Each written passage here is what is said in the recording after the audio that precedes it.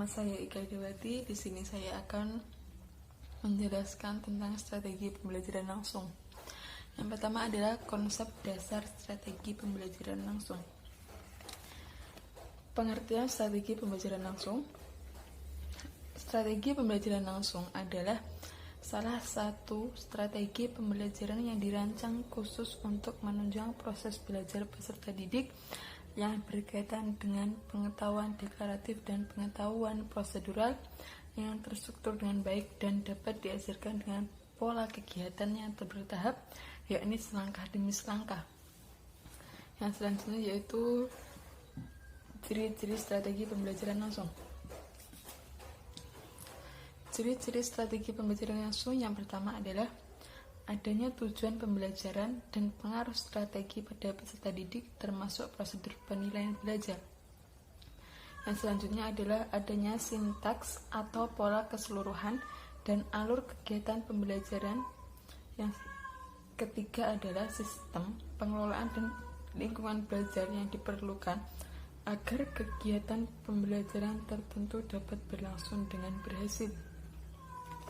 Yang selanjutnya adalah pelaksanaan strategi pembelajaran langsung atau karakteristik pelaksanaan pembelajaran langsung. Yang pertama adalah merumuskan tujuan. Untuk merumuskan tujuan pembelajaran dapat digunakan model Mager dalam Gardi dan Nur. Mager mengemukakan bahwa tujuan pembelajaran khusus harus sangat spesifik dan ditulis secara formal yang dikenal sebagai tujuan perilaku peserta didik. Yang selanjutnya adalah memilih isi. Kebanyakan guru pemula, meskipun telah beberapa tahun mengajar, tidak dapat diharapkan dapat menguasai sepenuhnya materi pelajaran yang diajarkan. Bagi mereka yang masih dalam proses menguasai materi ajar, disarankan agar dalam memilih materi ajar mengacu pada GBPP kurikulum yang berlaku dan buku ajar tertentu.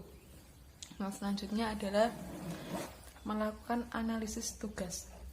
Analisis tugas ialah alat yang digunakan oleh guru untuk mengidentifikasi dengan presisi yang tinggi hakikat yang tepat dari suatu keterampilan atau butir pengetahuan yang terstruktur dengan baik. Yang selanjutnya adalah merencanakan waktu dan ruang. Pada pembelajaran langsung, merencanakan dan mengelola waktu merupakan kegiatan yang sangat penting. Mengapa penting? Karena waktu adalah uang.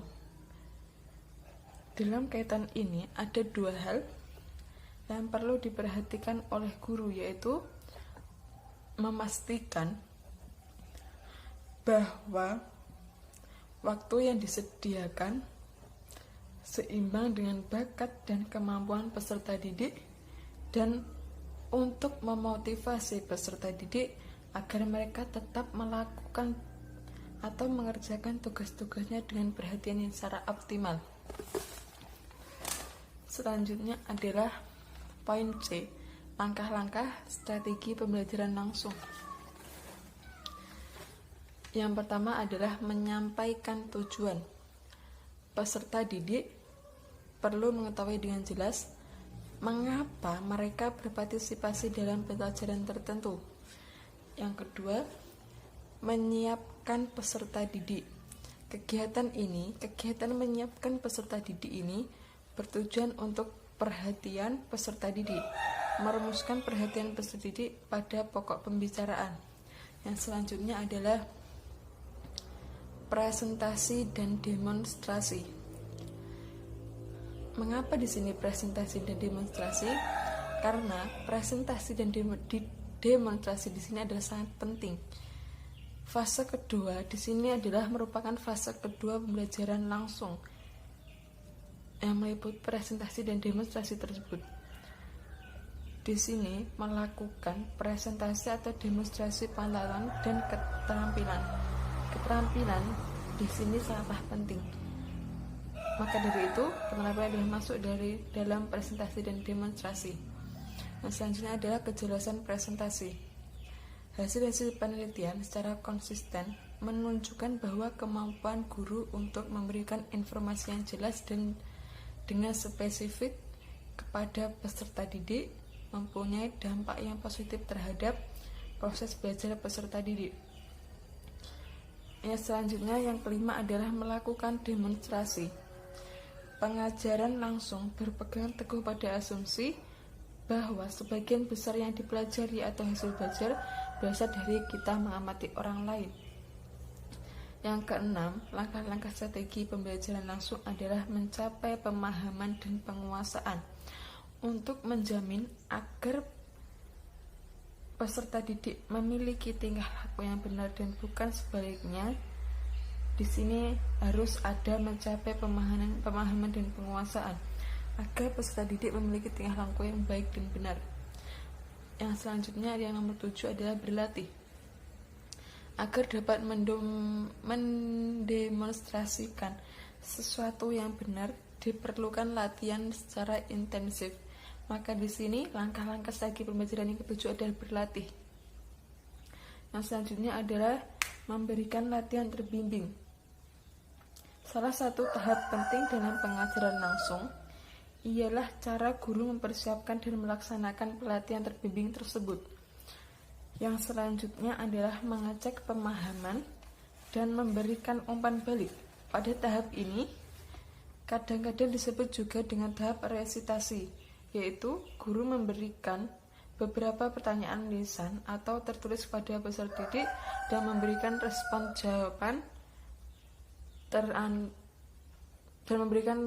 jawaban dari peserta didik tersebut. Yang selanjutnya, yang terakhir nomor 10 adalah memberikan kesempatan latihan mandiri. Pada tahap ini, guru memberikan tugas kepada peserta didik untuk menerapkan keterampilan yang baru saja diperoleh secara mandiri.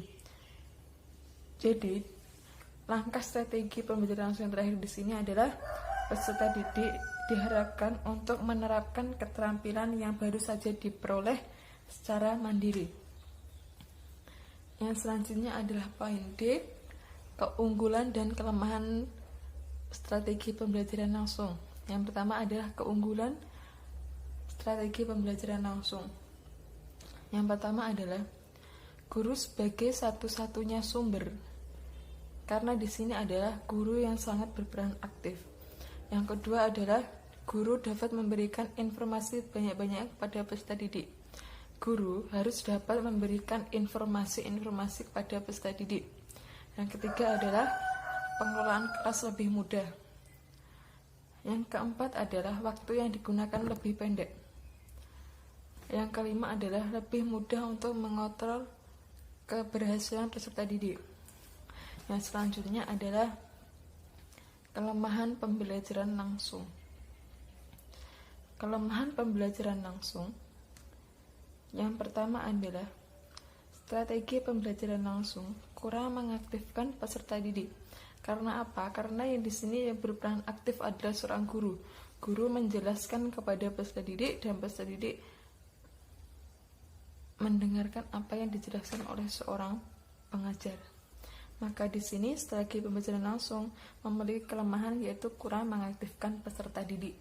Yang selanjutnya adalah strategi pembelajaran langsung kurang memperhatikan keragaman potensi peserta didik. Kurang memperhatikan keragaman potensi yang dimiliki oleh peserta didik. Yang selanjutnya adalah kriteria keberhasilan belajar ditentukan oleh pencapaian kompetensi, bukan menguasai materi pelajaran. Maka di sini peserta didik hanya mencapai kompetensi, bukan menguasai materi. Kelemahan yang terakhir ini adalah kriteria keberhasilan belajar ditentukan oleh pencapaian kompetensi, bukan menguasai materi pelajaran, yang termasuk dalam kelemahan pembelajaran langsung. Baik, mungkin itu saja yang dapat saya sampaikan. Bila ada kurang lebihnya, saya mohon maaf yang besar-besarnya. Sekian, dadah.